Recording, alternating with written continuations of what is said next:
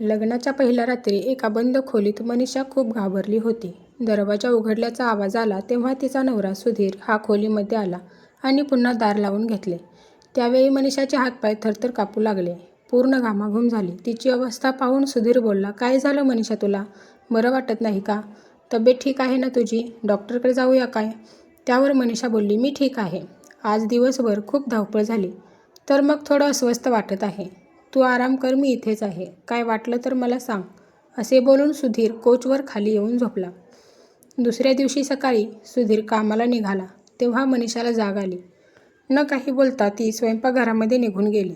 सुधीर स्वतः जाऊन तिची विचारपूस करू लागला. "काय झालं मनीषा, तुला अजून बरं वाटत नाही का? सुट्टी घेऊ का? आपण डॉक्टरकडे जाऊ." त्यावर मनीषा बोलली, "तुम्ही जावा ऑफिसला. मी आता ठीक आहे. जर काही वाटेल तर मी जाईन डॉक्टरकडे." सुधीर ऑफिसला गेला. बघता बघता दिवस संपला. सुधीर ऑफिसवरून घरी आला.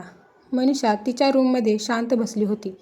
तिला शांत पाहून सुधीरने तिला विचारले, "मनीषा, ठीक आहेस ना? घरची आठवण येत आहे का? तब्येत कशी आहे आता?" मनीषा सुधीरवर चिडून बोलली, "काय रात्रीपासून एकामागून एक प्रश्न विचारत आहात? मी ठीक आहे. मला काहीही झालेलं नाही. मला एकटं सोडा. मला वेळ द्या.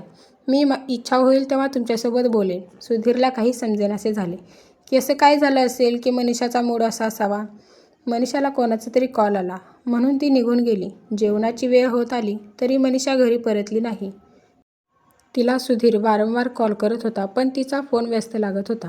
घरातून बाहेर पडताना मनीषा काहीच न सांगता गेली. मनीषाची तब्येत ठीक नाही आहे.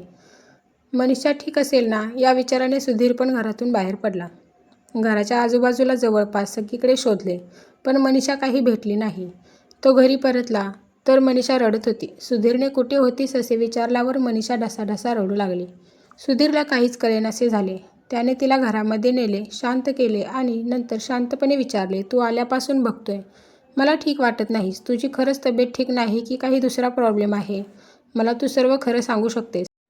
आता आपणच एकमेकांना सर्व प्रॉब्लेम सांगू शकतो आणि मार्ग काढू शकतो." यावेळी मनीषा शांतपणे बोलली, "प्लीज मला समजून घ्या."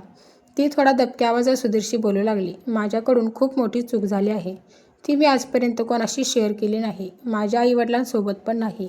पण मला आता ती गोष्ट सांगावीच लागेल." सुधीर थोडा टेन्शनमध्ये आला. "आता काय झाले असेल?" मनीषा सांगू लागली, "2 वर्षापूर्वी विराज नावाचा मुलगा माझ्या आयुष्यात आला.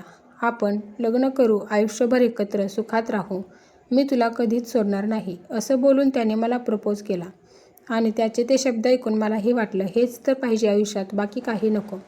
तेव्हा मी त्याच्यावर विश्वास ठेवला. आठवड्यातून 1 ते 2 वेळा आम्ही भेटायचो, फिरायला जायचो.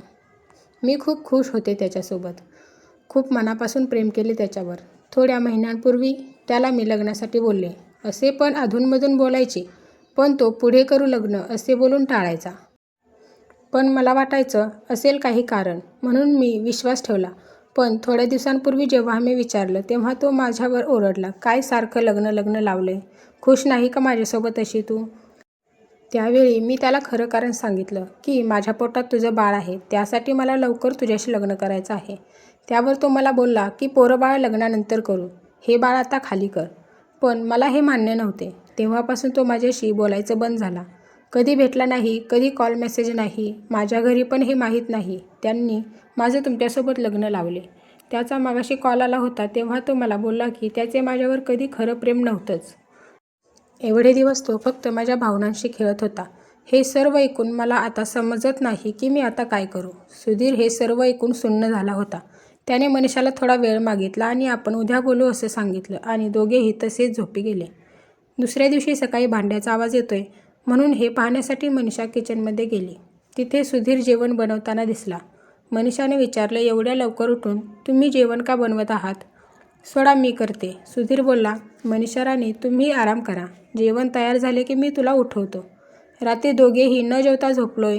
मनीषाचे डोळे पुन्हा पाण्याने भरले आणि ती बोलली, "रात्री मी तुम्हाला माझी एवढी मोठी चूक सांगितली तरी तुम्ही माझ्याशी एवढे चांगले कसं काय वागत आहे?" सुधीर तिचे डोळे पुसत बोलला, "जे झालं ते चुकीचे झाले. पण जे झाले ते झाले. त्यावर आपण दोघेही काही करू शकत नाही. यामध्ये या पोटातल्या लहान बाळाची काय चूक?" तुझ्या ठिकाणी माझ्या बहिणीचे असे काही झालं असतं तर तिचं काय झालं असतं? तिला काय आयुष्यभर त्रास सोसावा लागला असता? हे डोळ्यासमोर धरून मी हा निर्णय घेतला आहे की आपण या नुकत्याच या दुनियेत आलेल्या बाळाला वाढवू. मी त्याला कधीही भासू देणार नाही की मी त्याचा खरा बाप नाही आणि तू पण हे त्याला कधी सांगू नको. आपण तिघेही आनंदी राहू आयुष्यभर. मनीषा खूप खुश झाली. तिने सुधीरला मिठी मारली आणि तिथून पुढे दोघांचा सुखाचा संसार चालू झाला.